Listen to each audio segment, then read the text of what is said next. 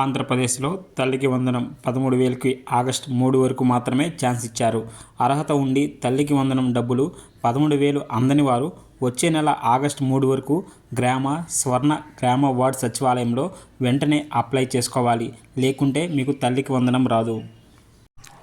తల్లికి వందనం అర్హత ఉండి 13,000 అందని వారు ఆగస్టు 3 వరకు సచివాలయంలో వెంటనే వెల్ఫేర్ అసిస్టెంట్ను కలిసి అప్లై చేసుకోవాలి. ఆ తర్వాత 4 ఆగస్టు నుంచి 10 ఆగస్టు వరకు అప్లికేషన్ను పరిశీలించి అదనపు అర్హత జాబితాను అధికారులు సిద్ధం చేస్తారని తెలిపారు. కొత్తగా అర్హత సాధించిన వారితో పాటు 1వ తరగతి నుంచి ఇంటర్మీడియట్ వరకు తాజాగా చేరిన విద్యార్థుల జాబితాను 30 ఆగస్టు 2026 విడుదల చేస్తామన్నారు. అదే రోజున తల్లి ఖాతాలో 2వ విడుదల నగదును జమ చేస్తామన్నారు.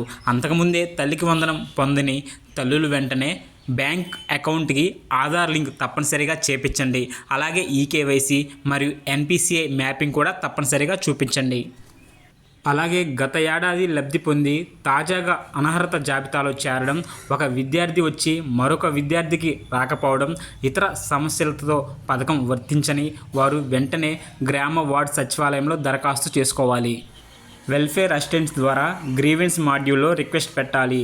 అలాగే 300 యూనిట్ల కన్నా ఎక్కువ విద్యుత్ బిల్లులు సహా ఇతర లోపాల వల్ల లబ్ధి పొందని వారు కూడా అప్లై చేసుకోవచ్చు. తల్లికి వందనం 2వ జాబితా ఆగస్టు 30న రెడీ అవుతుంది. అదే రోజు తల్లికి వందనం నగదు కూడా జమ కానున్నది.